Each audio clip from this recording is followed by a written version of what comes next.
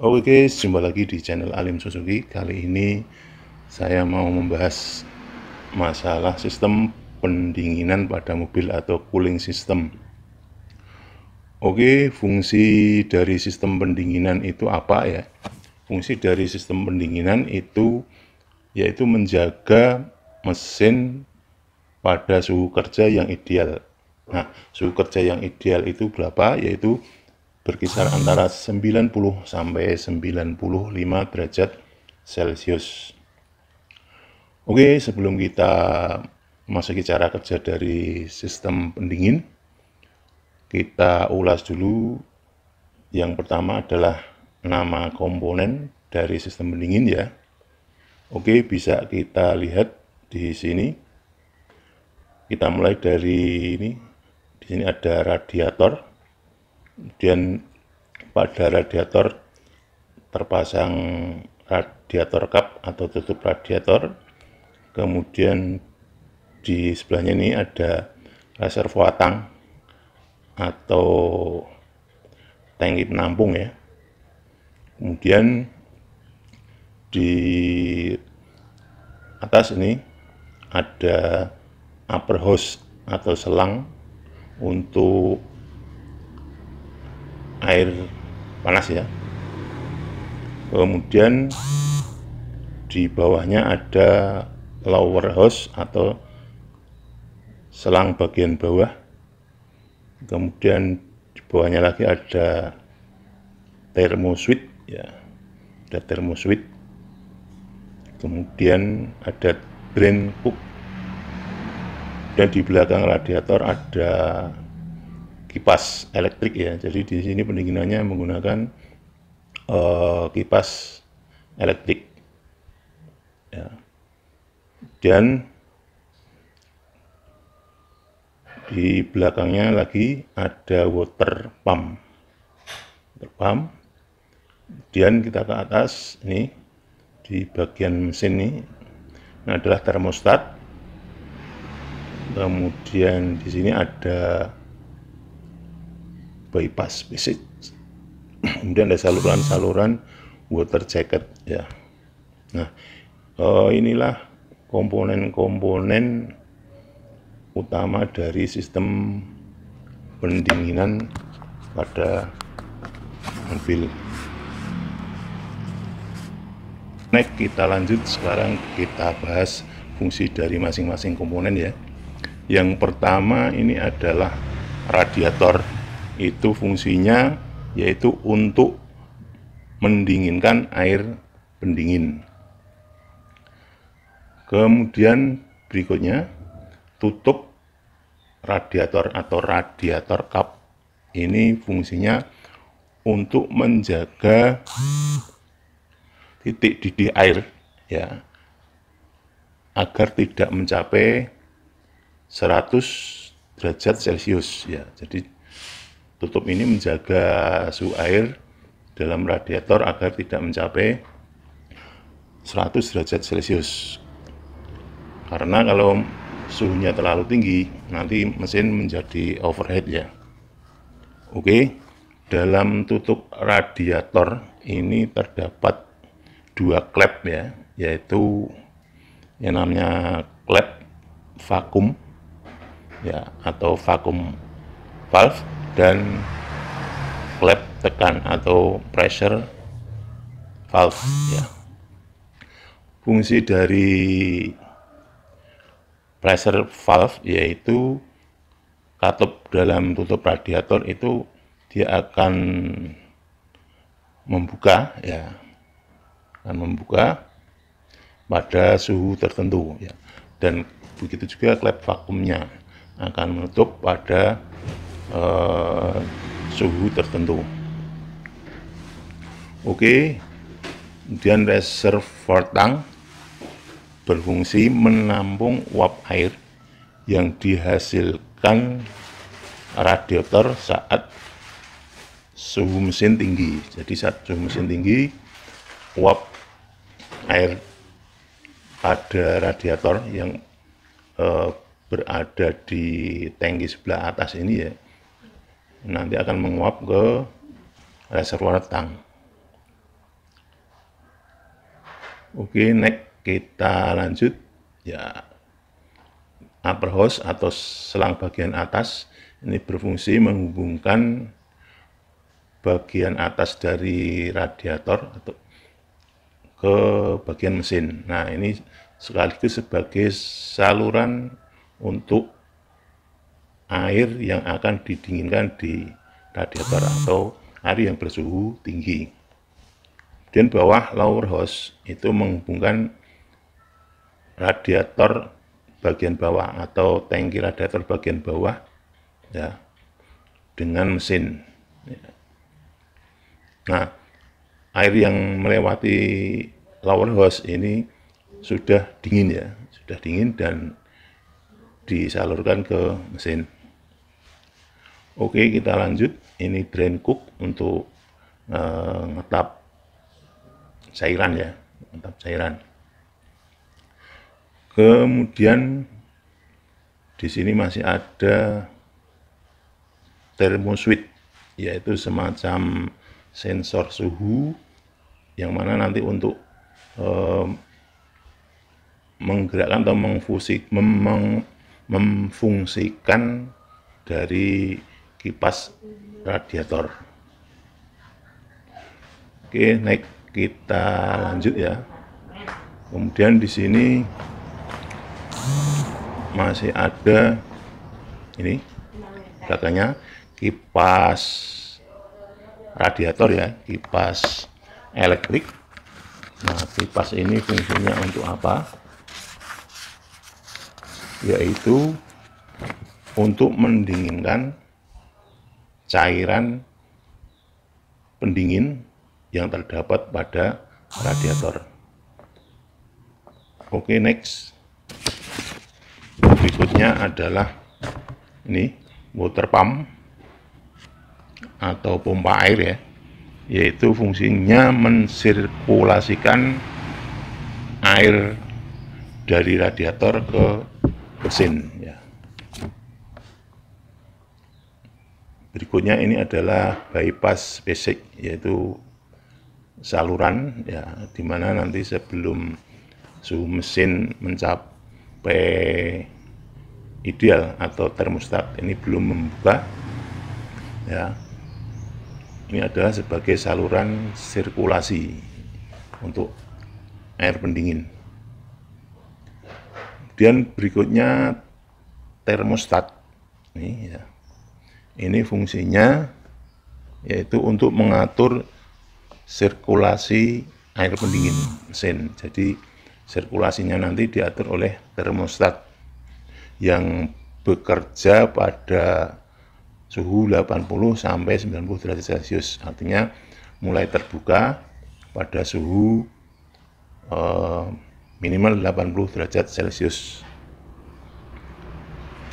Kemudian water jacket ini, jadi water jacket saluran-saluran air yang akan menyerap panas dari mesin. Oke guys, itu fungsi dari komponen-komponen sistem pendingin ya. Oke, next. Sekarang kita bahas cara kerja dari sistem pendingin ya. Kita lihat di sini, ini adalah animasi untuk cara kerja sistem pendingin saat warming up ya. Jadi mesin baru dipanasi. Nah, kita lihat cairan ini yang berwarna merah muda ini, dia hanya bersirkulasi di dalam water jacket, kemudian di pompa ya. Jadi hanya berputar aja, dia melewati ini bypass visit ya, kemudian pompa dan disirkulasikan lagi ke water jacket ya. Oke, next kita lihat berikutnya ya. Nah, ini adalah kondisi dari sistem pendingin saat mesin sudah eh, mulai mencapai suhu kerja ya, di mana termostat ini sudah mulai membuka pada suhu sekitar 80 derajat Celcius. Ya, kita lihat ya. Sekarang air yang berwarna merah muda ini yang sudah bersuhu tinggi ya, sekitar 80 derajat Celcius, dan karena termostatnya ini sudah terbuka ya, kita lihat di samping ini ya, ini menunjukkan bahwa termostatnya sudah terbuka, maka air yang sudah bersuhu tinggi ini melewati termostat, kemudian selang upper hose ya, dan masuk ke bagian atas tangki radiator ya, kemudian melalui ini pipa-pipa radiator dan menuju ke bawah ya, radiator tangki bagian bawah, kemudian lower hose yang bawah, kemudian ke pompa, kemudian disirkulasikan. Nah, pada suhu 80 derajat Celcius ini ya, kipas radiator ini belum berputar ya, dan juga karena titik didihnya atau suhu dari radiator sendiri masih rendah. Nah, kita lihat bagian atas radiator ini ya. Di sini masih ada ruangan kosong. Airnya pun atau uap airnya belum mengalir ke reservoir tank. Oke.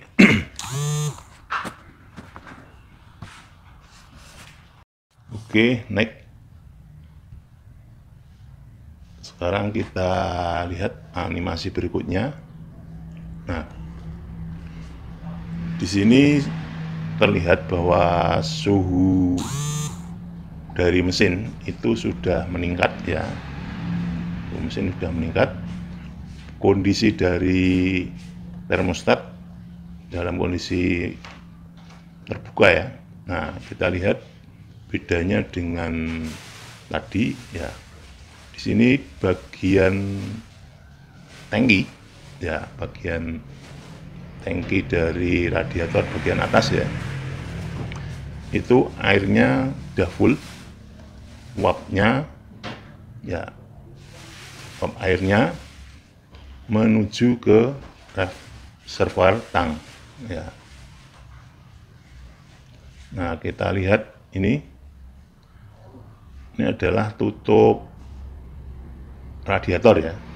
Jadi pressure valve-nya itu sudah terbuka.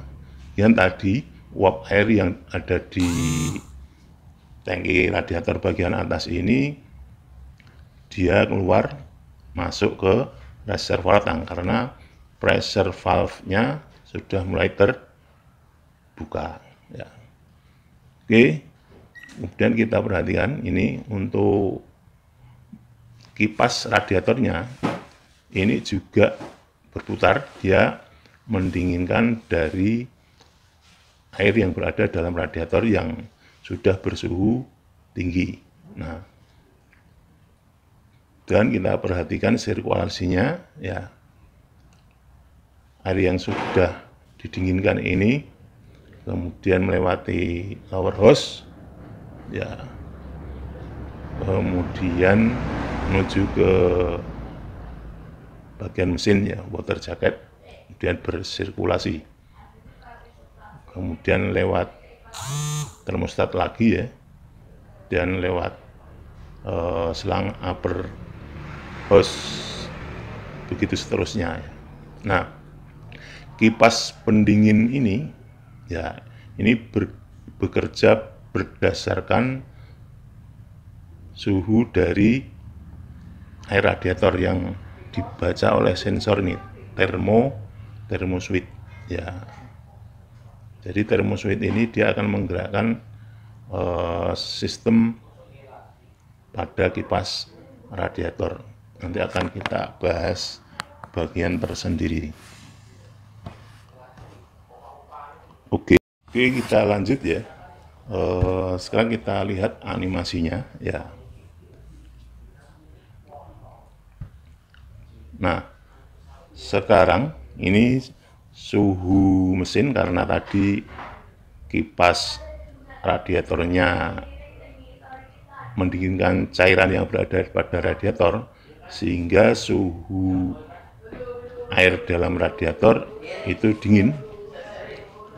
Akibatnya nih, ruangan di atas tangki atas radiator ini vakum kembali. Nah, sehingga tutup radiator ini, katup vakumnya atau vakum valve-nya menjadi terbuka, sehingga air yang ada di reservoir tank ini dia akan tersedot karena kevakuman dari ruangan yang berada di tangki radiator bagian atas ini. Nah, di sini suhu mesin sudah dingin kembali ya. Jadi dia nanti tidak akan mencapai 100 derajat ya tadi ya. Jadi ini dingin kembali ya, lebih rendah daripada tadi ya. Nah, kita perhatikan ya, karena ini katup suhu mesinnya suhu air pada radiator sudah dingin kembali, sehingga termostat ini sensor suhu ini ya, dia membaca suhu dari air pendingin ya, hingga kipas ini sekarang sudah dimatikan oleh sistem, tidak lagi mendinginkan ya, sehingga nanti akan menuju ke suhu yang ideal lagi. Untuk sirkulasi airnya ya, dari air yang sudah didinginkan upper hose ya, lower hose ya, dan ke blok mesin, ke water jacket ya, kemudian masih bersirkulasi melalui termostatnya ya, kemudian masuk lagi ke radiator. Oke, next.